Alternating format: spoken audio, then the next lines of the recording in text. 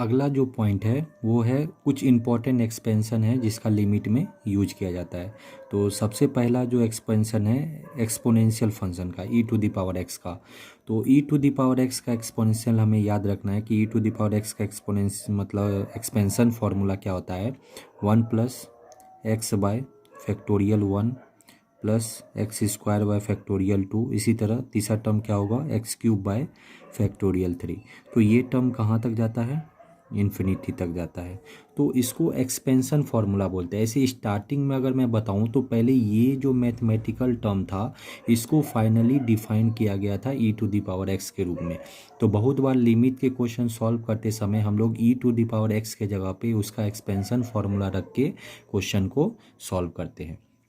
इसी में अगर मान लो कि कभी हमें पूछा जाए कि बताओ e to the power minus x का एक्सपेंशन फार्मूला क्या होगा, तो जहाँ पे एक्स है वहाँ पे क्या आ जाएगा, माइनस एक्स। तो एक्स के जगह हम माइनस एक्स रखेंगे, यहाँ क्या होगा 1 माइनस एक्स बाय फैक्टोरियल 1। यहाँ माइनस एक्स का स्क्वायर हो जाएगा तो प्लस हो जाएगा, क्या होगा एक्स स्क्वायर बाय फैक्टोरियल 2। यहाँ माइनस 1 का क्यूब होगा तो क्या होगा minus minus x cube bye factorial 3 plus इस तरह से करके क्या आ जाएगा इन्फिनिटी। तो अगर हमें e to the power x का एक्सपोनेंशियल फंक्शन का एक्सपेंशन पता है तो e to the power minus x का भी निकाल सकते हैं। तीसरा जो है हमारा a to the power x, कि a to the power x का एक्सपोनेंशियल फंक्शन का हम लोग वैल्यू कैसे निकालेंगे। तो a to the power x में हम लोग देखते हैं, सबसे पहले a to the power x को हम लोग कैसे लिख सकते हैं। तो a to the power x में एक चीज़ याद रखना है कि ए का वैल्यू जो है 0 से बड़ा होना चाहिए, लेकिन ए का वैल्यू 1 से बड़ा 1 के इक्वल नहीं होना चाहिए। ये भी एक एक्सपोनेंशियल फंक्शन ही है हमारा। ए के जगह पे हम लोग कोई नंबर रखते हैं जैसे 2 to the power x, 3 to the power x, तो उसका वैल्यू हम लोग कैसे निकाल सकते हैं। तो ए का वैल्यू क्या होना चाहिए, 0 से बड़ा होना चाहिए, लेकिन ए जो है 1 के इक्वल नहीं होना चाहिए। तो इसको जो हमें क्या है, ई टू द पावर एक्स का एक्सपोनेंशियल फंक्शन पता है, हमें ए टू द पावर एक्स का निकालना है।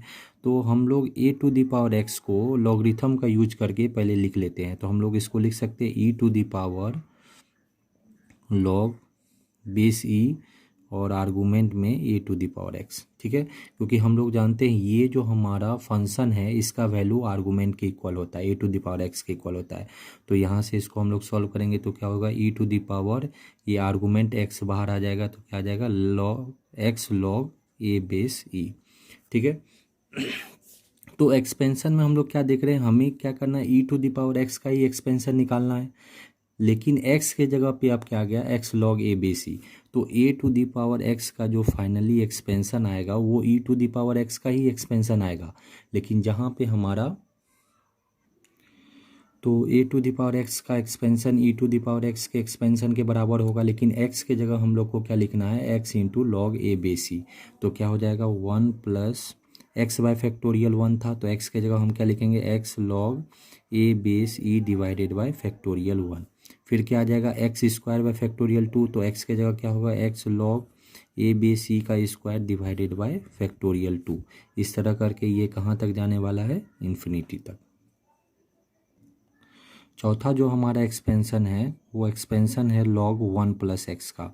तो log 1 प्लस एक्स का एक्सपेंशन क्या होता है, x minus x square by 2 plus हमें याद रखना है x cube by 3 minus x 4 by 4 plus x 5 divided by 5 minus कहाँ तक जाने वाला है, इन्फिनिटी तक।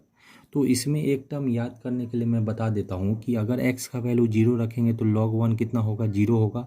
मतलब x 0 है तो वैल्यू कितना है 0, तो हम यहाँ x से शुरू करेंगे और अगला टर्म एक्स स्क्वायर होगा, उसके बाद एक्स क्यूब होगा, फिर एक्स 4 होगा, लेकिन प्लस माइनस अल्टरनेट, पहला प्लस है तो दूसरा माइनस, तीसरा प्लस, फिर चौथा माइनस। लेकिन एक चीज़ यहाँ याद रखना है कि x का वैल्यू जो होना चाहिए वो -1 से लेके 1 के बीच में होना चाहिए, तभी हम log 1 प्लस एक्स का वैल्यू किसके बीच में होना चाहिए, -1 से 1 के बीच में, तभी हम log 1 प्लस एक्स का एक्सपेंशन फार्मूला लिख सकते हैं। x minus x square by 2 plus x cube by 3 minus x 4 by 4 plus x 5 by 5 से लेके इन्फिनिटी तक। अगर मान लो कि हमें expansion formula log 1 minus x का एक्सपेंशन फार्मूला लिखना है, तो जहाँ पे x है वहाँ पे क्या रखना है, -x। तो यहाँ क्या आ जाएगा -x यहाँ माइनस एक्स का स्क्वायर करेंगे तो प्लस हो जाएगा, मतलब रहेगा एक्स स्क्वायर बाई 2। यहाँ माइनस का क्यूब करेंगे तो माइनस आ जाएगा, क्या होगा माइनस एक्स क्यूब बाई 3। फिर यहाँ माइनस एक्स 4/4, यहाँ क्या आएगा माइनस एक्स 5/5। तो ये कहाँ तक जाने वाला है हमारा, इन्फिनिटी तक। ठीक है, तो log 1 प्लस एक्स और log 1 माइनस एक्स में यही डिफरेंस है कि यहाँ पे एक टर्म पॉजिटिव है, दूसरा निगेटिव, मतलब अल्टरनेट है। लेकिन log 1 माइनस एक्स में सारे टर्म्स क्या हो गए हमारे, निगेटिव आ गए। अब छठा टर्म जो है इसमें साइन एक्स, कि साइन एक्स का एक्सपेंशन क्या होता है। तो इसको याद रखने का मैं एक तरीका बता देता हूँ कि साइन एक्स का वैल्यू जीरो रखेंगे तो कितना होगा, जीरो। मतलब पहला टर्म एक्स का वैल्यू जीरो रखने पे जीरो आता है, तो यहाँ आंसर हम लोग क्या लिखेंगे, एक्स लिखेंगे। अब पहला टर्म एक्स है, तो इसमें जो हम लोग और टर्म्स रखते हैं, एक्स का पावर क्या है 1, तो वह एक्स का पावर 1, एक्स का पावर 3, एक्स का पावर 5 करने वाले हैं। तो ये एक्स हो गया। तो अगला term x cube bye factorial 3, अगला टर्म एक्स 5 बाय फैक्टोरियल 5, फिर अगला टर्म एक्स 7 बाय फैक्टोरियल 7। तो इस तरह से लेके हम लोग कहाँ तक जाने वाले हैं, इन्फिनिटी तक। तो याद रखना एक्स से शुरू होगा, 1 पावर है 3 5 7, नीचे फैक्टोरियल 3 फैक्टोरियल 5 फैक्टोरियल 7, और प्लस माइनस अल्टरनेट पे होगा। अगर मान लो कि हमें कॉस एक्स का एक्सपेंशन फार्मूला लिखना है, तो कॉस जीरो कितना होता है 1, एक्स का वैल्यू जीरो रखेंगे तो वैल्यू कितना आएगा 1। तो पहला टर्म हमारा किससे शुरू होने वाला है, 1 से शुरू होने वाला है। और ये एक्स का पावर जीरो है, तो मतलब इवन टर्म्स, तो एक्स का पावर 0, एक्स का पावर 2, एक्स का पावर 4 ऐसे टर्म आएंगे। और प्लस माइनस क्या होगा, अल्टरनेट होगा, तो क्या होगा 1 minus x square by factorial 2 plus x 4 bye factorial 4, फिर क्या आएगा माइनस एक्स 6 बाय फैक्टोरियल 6। और ये भी कहाँ तक जाने वाला है, इन्फिनिटी तक जाने वाला है। तो याद भी रखना है, बाय कॉन्सेप्ट भी याद रखना है। आठवां जो टर्म होता है हमारा, जो एक्सपेंशन फार्मूला है वो 10x का है, कि 10x का एक्सपेंशन फार्मूला क्या होता है।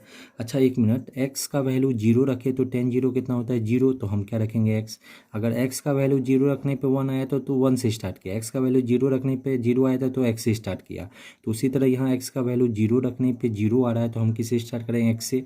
x का पावर 1 है, मतलब ऑड है, तो सारे ऑड टर्म होंगे, x का पावर 1, x का पावर 3, x का पावर 5, x का पावर 7। ठीक है, और साइन में भी प्लस माइनस अल्टरनेट होता है, कॉस में भी प्लस माइनस अल्टरनेट होता है, लेकिन टेन में जो होता है सारे के सारे टर्म पॉजिटिव होते हैं। लेकिन इसमें थोड़ा सा जो कोफिशिएंट है उसको याद रखना है, एक्स प्लस क्या आएगा एक्स क्यूब बाय 3।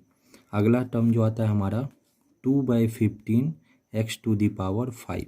उसके बाद अगला टर्म जो आता है हमारा 17/315 x to the power 7 plus to infinity. अच्छा कुछ टर्म यहाँ तक हमारा जो एक्स टू दी पावर 7 का पावर का जो कोफिशिएंट है वहाँ तक हमें मिनिमम याद रखना है 10 के टर्म में। बहुत बार एग्जाम में इस पे क्वेश्चन पूछे गए हैं। तो 10x का एक्सपेंशन क्या होगा, सारे टर्म्स पॉजिटिव होंगे, x का वैल्यू जीरो रखने पे जीरो आया इसलिए x स्टार्ट किया, पावर 1 है तो 3 5 7 वाले टर्म आएंगे। यहाँ पे प्लस माइनस अल्टरनेट नहीं होते हैं, तो x plus x cube by 3 plus 2/15 x power 5, फिर 17/315 एक्स पावर 7 कहाँ तक जाएगा, इन्फिनिटी। तो ये सब कोफिशिएंट याद रखना है, इसके नीचे 3 तो याद रहेगा। एक्स पावर 5 का कोफिशिएंट क्या होगा 2/15, और एक्स टू द पावर 7 का कोफिशिएंट कितना होगा 17/315। अब ये जो एक एक्सपेंशन है 1 plus x to the power n का एक्सपेंशन क्या होता है, तो ये एक्सपेंशन हम लोग बाइनोमियल से पढ़ते आ रहे हैं। इसका एक्सपेंशन क्या होता है 1 plus n x divided by factorial 1 plus n into n minus 1 x square by factorial 2। फिर चौथा टर्म क्या होगा n into n minus 1 n minus 2 divided by factorial 3 क्या होगा एक्स क्यूब। तो ये कहाँ तक जाने वाला है, इसका लास्ट टर्म आता है x to the power n। ठीक है, लास्ट टर्म क्या आता है x to the power n।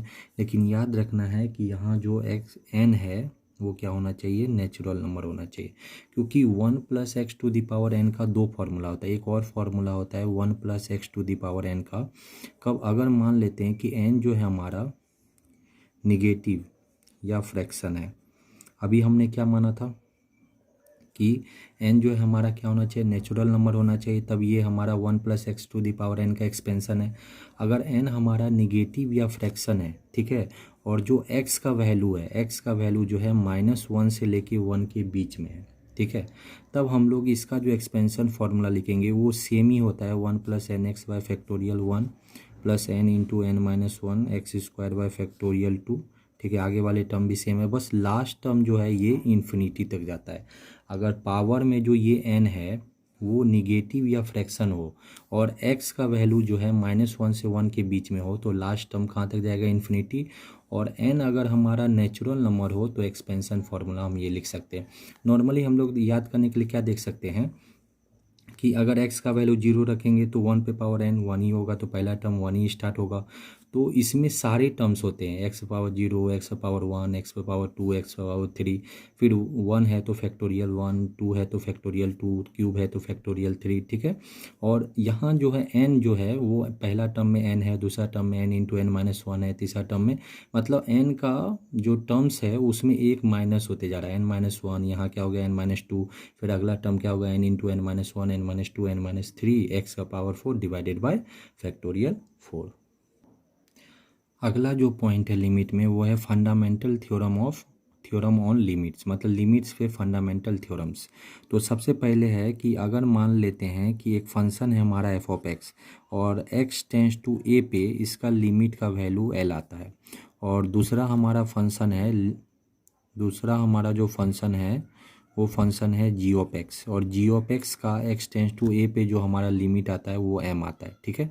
और यहाँ पे l और m दोनों के दोनों जो है हमें याद रखना है, l और m क्या है, दोनों के दोनों यूनिक और फाइनाइट क्वांटिटी होने चाहिए, यूनिक एंड फाइनाइट क्वांटिटी होनी चाहिए, ठीक है। तो हम लोग क्या देख रहे हैं कि अगर मान लो कि एफ ऑफ एक्स एक फंक्शन है जिसका एक्स टेंस टू ए पे लिमिट क्या है l, जी ऑफ एक्स दूसरा फंक्शन है जिसका x tends to a same variable पे लिमिट का वैल्यू क्या है m, और l और m दोनों क्या है, यूनिक और फाइनाइट क्वांटिटी है, ठीक है। तो सबसे पहला जो फंडामेंटल का जो पहला नियम आता है कि मान लो कि अगर हमें limit x tends to a f of x plus g of x एक फंक्शन है जो एफ ऑफ एक्स और जी ऑफ एक्स का समेशन का फंक्शन है और उसका एक्स टेंस टू ए पे लिमिट निकालना है, तो हम क्या कर सकते हैं, दो फंक्शन के एडिशन का लिमिट निकालना है। तो हम क्या कर सकते हैं कि अलग अलग फंक्शन का लिमिट निकाल सकते हैं।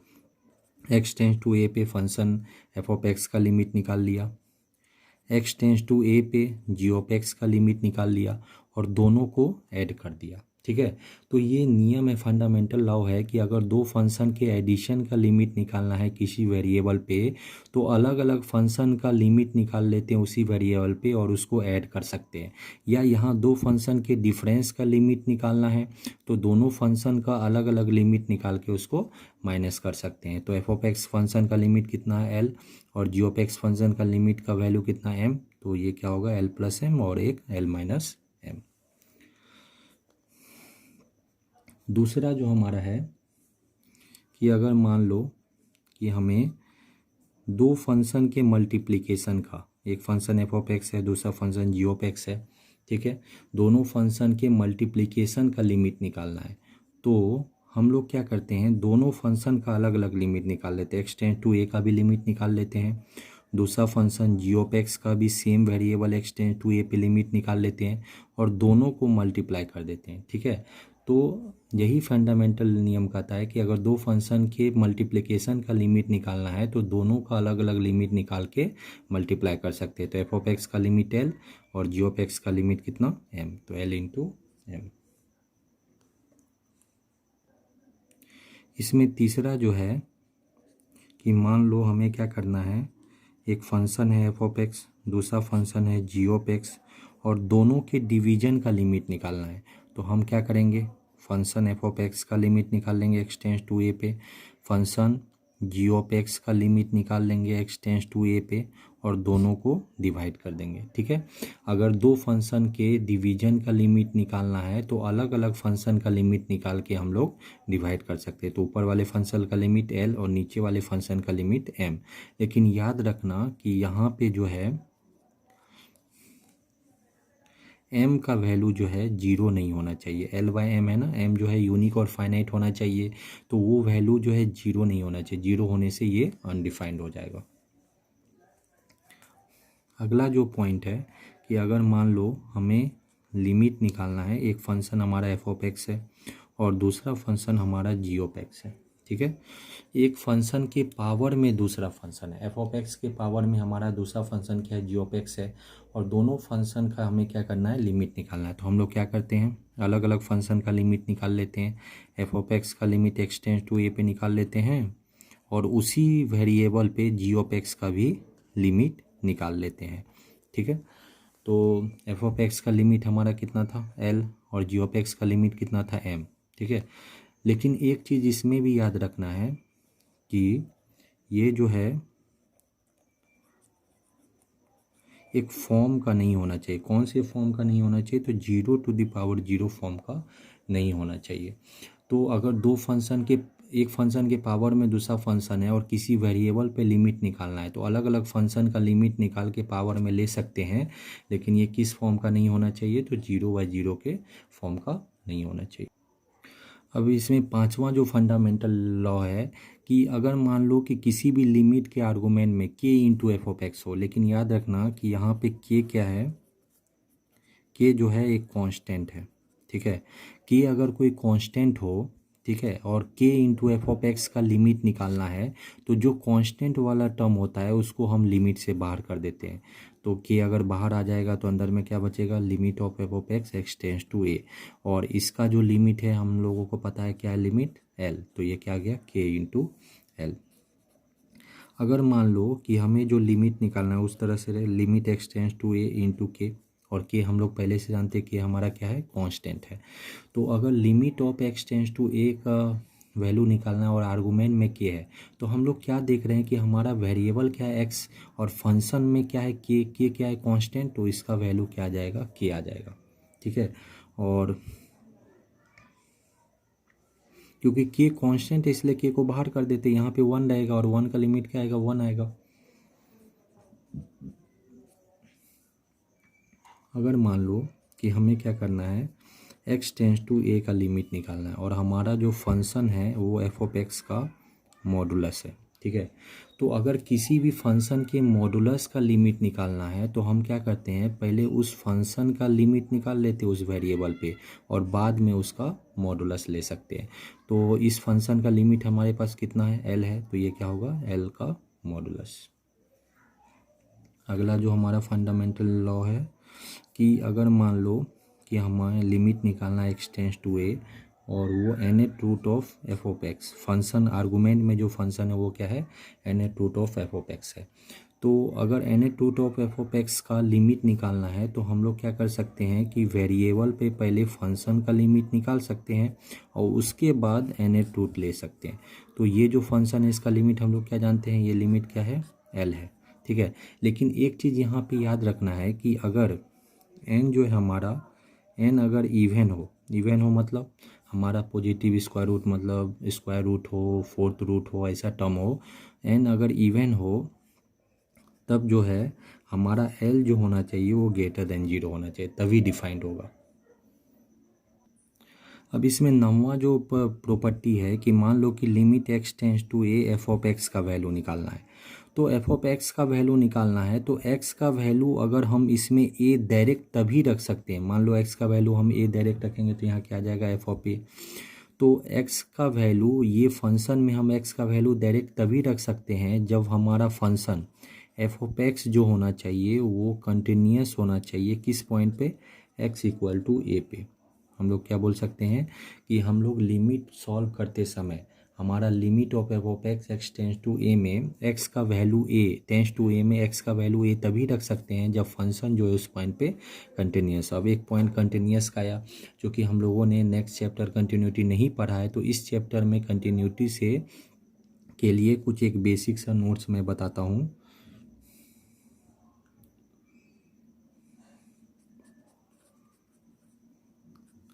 क्या नोट है, अब इसको हम लोग नोट बोले या कोई इसी का पार्टिकुलर केस बोले, ये क्या लिखा हुआ है कि अगर मान लो कि फंक्शन जो है हमारा पोलिनोमियल फंक्शन हो, एक्सपोनेंशियल फंक्शन हो, लॉगरिथमिक फंक्शन हो, ट्रिगोनोमेट्रिक फंक्शन हो, इन्वर्स फंक्शन हो, इसमें से कोई भी फंक्शन हो, अगर एफ ऑफ एक्स, यहाँ जो हमारा एफ ऑफ एक्स है, इनमें से ये जो हमारे पांचों फंक्शन, इसमें से कोई भी फंक्शन हो, और तो अगर function x equal to a पे डिफाइंड होगा तो हम क्या करेंगे, एक्स का वैल्यू ए डायरेक्ट रख देंगे। क्यों? क्योंकि ये सारे फंक्शन जिस पॉइंट पे हमारे डिफाइंड होते हैं उस पॉइंट पे कंटिन्यूस भी होते हैं, और चूंकि उस पॉइंट पे अगर कंटिन्यूस हो जाएगा तो हम इसका वैल्यू डायरेक्ट रख सकते हैं। तो मैंने क्या बोला कि अगर फंक्शन हमारा पोलिनोमियल फंक्शन हो, एक्सपोनेंशियल फंक्शन हो, ट्रिगोनोमेट्रिक फंक्शन हो, इन्वर्स फंक्शन हो, मतलब पोलिनोमियल फंक्शन हो, ये जो पांचों फंक्शन हो, और फंक्शन जो है किस पॉइंट पे डिफाइंड हो, फंक्शन जो हमारा डिफाइंड होना चाहिए x इक्वल टू ए पे, तो हम लोग x का वैल्यू जो है ए फंक्शन में डायरेक्ट रख सकते हैं। अगला जो फंडामेंटल लॉ है उसमें क्या है, एक कंपोजिट फंक्शन की हम लोग बात करें। ये जो है हमारा कंपोजिट फंक्शन है। कंपोजिट फंक्शन क्यों कर रहे हैं, एक मिनट देखो। एफ जो है, जी जो है वो एक्स का फंक्शन है, और एफ जो है वो जी ऑफ एक्स का फंक्शन है। इसको हम लोग लिख सकते हैं कि जी किसका फंक्शन है, एक्स का, और एफ क्या है, जी ऑफ एक्स का फंक्शन है। तो ये जो फंक्शन है इसको हम क्या कर सकते हैं, कंपोजिट फंक्शन।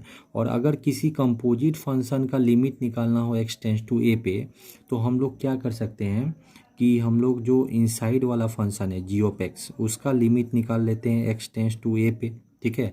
और बाद में इसका जो हम लोग एफ ऑफ एफ फंक्शन ले सकते हैं, ठीक है।